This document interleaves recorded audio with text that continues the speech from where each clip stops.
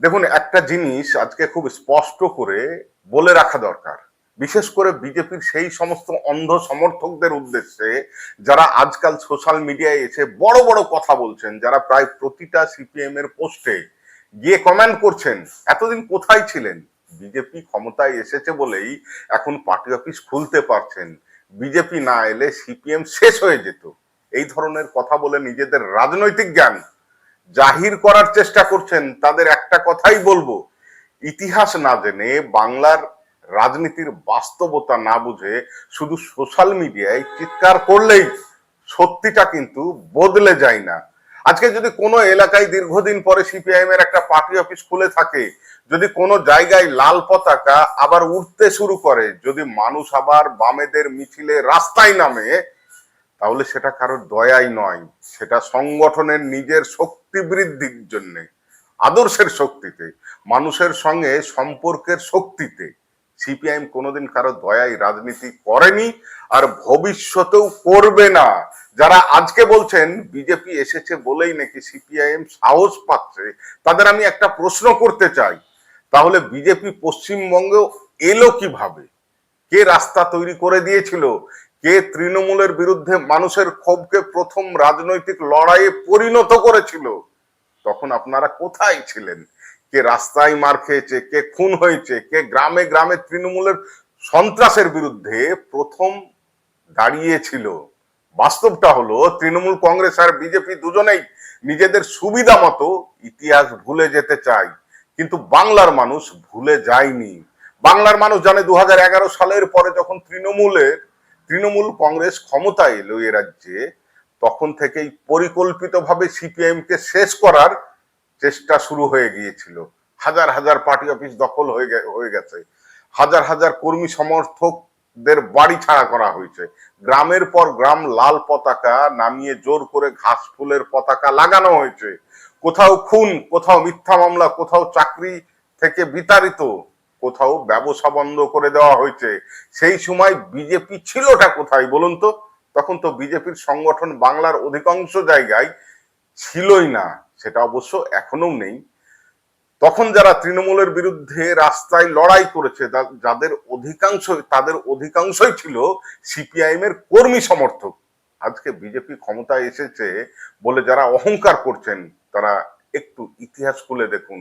2011 সাল থেকে 2026 সাল, 2016 সাল, এই সময়টা ছিল বাংলার রাজনীতির সবচেয়ে ভয়ঙ্কর সময়গুলোর একটা। সেই সময় বিজেপি বাংলায় শক্তিশালী হয়নি, নিজেদের সংগঠনের জোরে হয়েছে তৃণমূল বিরোধী ভোটের একটা অংশ নিজেদের দিকে টেনে নিয়ে।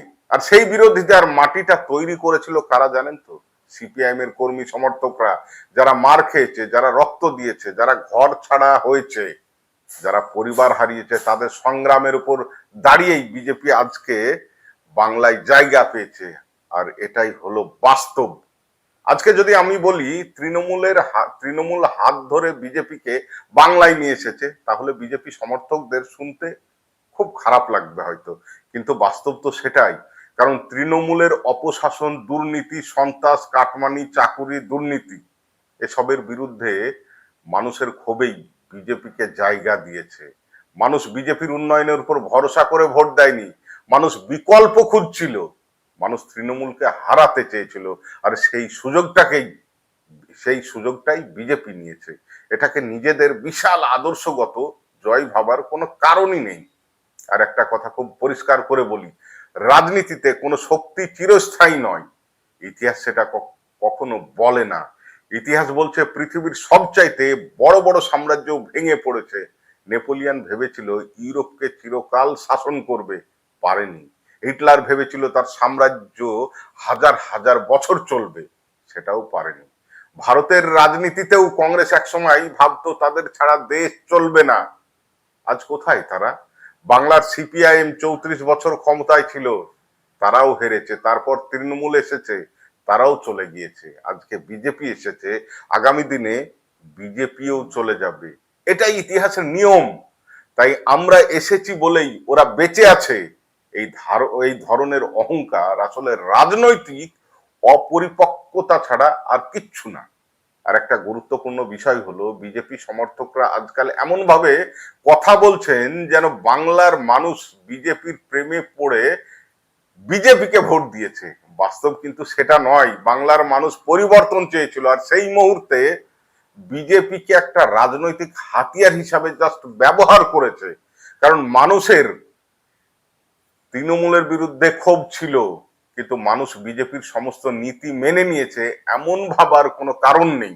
বাংলার সামাজিক, সাংস্কৃতিক, রাজনৈতিক চরিত্র আজও বিজেপির মূল আদর্শের সঙ্গে পুরোপুরি মেলে না। তাই আজকে ক্ষমতায় এসে যারা ভাবছেন বাংলাকে পুরোপুরি নিজেদের ঘাঁটি বানিয়ে ফেলেছেন, তারা সম্পূর্ণ কিন্তু ভুল ভাবছেন। সবচাইতে বড় কথা হলো এই নির্বাচন কমিশনের ভূমিকা নিয়েও বাংলার মানুষের মধ্যে প্রবল একটা প্রশ্ন আছে। আজকে রাজ্যে বিজেপি আর তৃণমূলের ভোটের পার্থক্য মাত্র 30 লক্ষ মতো, অথচ অভিযোগ উঠেছে প্রায় 25 লক্ষ ন্যায্য ভোটারকে ভোটার তালিকা থেকে বাদ দেওয়া হয়েছে। আর গত কয়েকদিন ধরেই বিভিন্ন জায়গা থেকে সেই ভোটারদের নাম আবার ভোটার লিস্টে উঠতে শুরু করেছে। তাহলে প্রশ্ন তো উঠবেই, যদি সেই ভোটাররা ভোট দিতে পারতো তাহলে ফলাফল কি একই রকম থাকতো? আপনারা যদি মুর্শিদাবাদ দিকে তাকান তাহলে বিষয়টা অনেকটাই স্পষ্ট হবে। যেমন ধরুন বেলডাঙ্গা, নবগ্রাম, কান্দি, খড়গ্রাম, জঙ্গিপুর, যে আসনগুলো বিজেপি জিতেছে কেবলমাত্র ন্যায্য ভোটারদের ডিলিটের ফলে। এই ধরনের বহু আসনের ফলাফল অন্যরকম হতে পারত যদি গোটা রাজ্যে 25 লাখ ন্যায্য ভোটার ডিলিট না হতো। বাস্তব হলো প্রায় 50 থেকে 60টা আসন বিজেপি খুব অল্প ব্যবধানে জয়ী হয়েছে। সেখানে যদি ন্যায্য ভোটারদের ভোট পড়তো তাহলে ছবিটা সম্পূর্ণ বদলে যেতে পারত। তাই প্রশাসনকে ব্যবহার করে নির্বাচন কমিশনের উপর প্রভাব খাটিয়ে মিডিয়ার একটা অংশকে কাজে লাগিয়ে ক্ষমতায় এসে যদি কেউ অহংকার করে তাহলে সেই অহংকার খুব বেশি দিন টিকবে না। টিকেও নি অতীতে অনেক ইতিহাস আমরা দেখেছি। বাংলার মানুষ অহংকার ভাঙতে জানে। বাংলার মানুষ একসময় কংগ্রেসকে হারিয়েছে, তারপর সিপিএম কে হারিয়েছে, তারপর তৃণমূলকেও হারিয়ে দিল এই বছর। আগামী দিনে বিজেপিকেও আগামী দিনে বিজেপিকেও হারাবে যদি মানুষ মনে করে বিজেপি তাদের আশা পূরণ করতে পারছে না। আর যারা বলছেন বিজেপি এসেছে বলেই সিপিএম সাহস পাচ্ছে, তাদের ফলতার উপনির্বাচনের ফলাফলটা একটু ভালো করে দেখে নেওয়ার জন্য অনুরোধ করছি। সেখানে প্রায় 50টার মতো বুথে সিপিআইএম এগিয়েছিল, তার মধ্যে প্রায় 25-30টা বুথ ছিল হিন্দু অধ্যুষিত এলাকা। তাহলে কি বোঝা যাচ্ছে মানুষ আবার সিপিএম এর দিকে তাকাচ্ছে, ফিরতে শুরু করেছে। সে হিন্দুও হতে পারে, মুসলমান, দুই সম্প্রদায়। মানুষ বুঝতে পারছে শুধুমাত্র ধর্মের নামে রাজনীতি করে সব সমস্যার সমাধান হয় না। চাকরি লাগে, শিক্ষা লাগে, স্বাস্থ্য লাগে, কৃষকের ফসলের ন্যায্য দাম লাগে, শ্রমিকের অধিকার লাগে, সমাজে গণতান্ত্রিক পরিবেশ লাগে।